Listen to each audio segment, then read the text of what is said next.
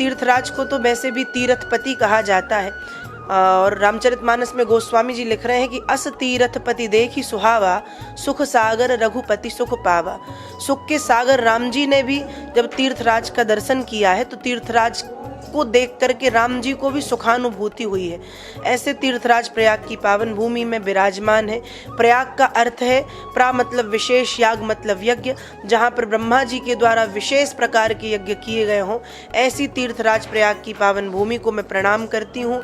आज तीर्थराज प्रयाग की पावन भूमि में महाकुंभ का आयोजन, दिव्य पूर्ण महाकुंभ का आयोजन किया जा रहा है। देखिए, कुंभ हर 12 वर्ष के बाद आते हैं, लेकिन ये पूर्ण महाकुंभ है। ऐसे 12 कुंभ हो चुके हैं और 144 वर्ष के बाद ये महाकुंभ का दर्शन हम सभी को प्राप्त हो रहा है। तो इस महाकुंभ की धरती पर, इस प्रयागराज की भूमि में हम विराजमान हैं।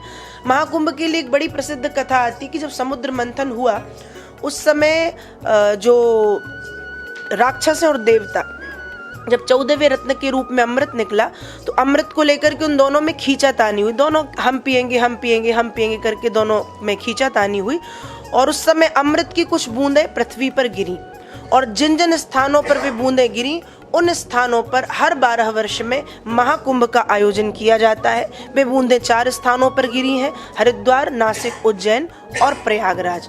तो आज हम प्रयागराज की भूमि में विराजमान हैं और अच्छी बात यह है कि हर जगह 12 वर्ष में कुंभ आता है। प्रयागराज में 6 वर्ष में अर्धकुंभ और 12 वर्ष में महाकुंभ और 144 वर्ष के बाद ये पूर्ण महाकुंभ यहाँ पर आयोजित किया गया है। तो आप सभी को मेरा बहुत बहुत प्रणाम है। इस महाकुंभ की भूमि से आएँ और अवश्य इस भारत की सांस्कृतिक, सामाजिक समरसता और एकता का दर्शन करें। देखिए, महाकुंभ में स्नान का बहुत बड़ा महत्व है। लोग स्नान कर रहे हैं काफ़ी संख्या में। आज घाटों पे हम देखते हैं लाखों की संख्या में भक्त स्नान कर रहे हैं, बड़ी बात है। लेकिन मेरा एक सबसे कहना है कि हमारा स्नान भी तभी सार्थक होता है जब हमारे मन में पवित्रता हो। कहते हैं ना, आप 100 बार गंगा जी नहा लो और मन में मैल है तो आपका स्नान किसी काम का नहीं। मन चंगा तो कठौती में गंगा। पहले मन को शुद्ध कर लीजिए तो फिर आपके द्वारा किया गया स्नान भी सार्थक है और जब आप स्नान करेंगे तो उस स्नान का आपको पूरा पूरा फल मिलेगा।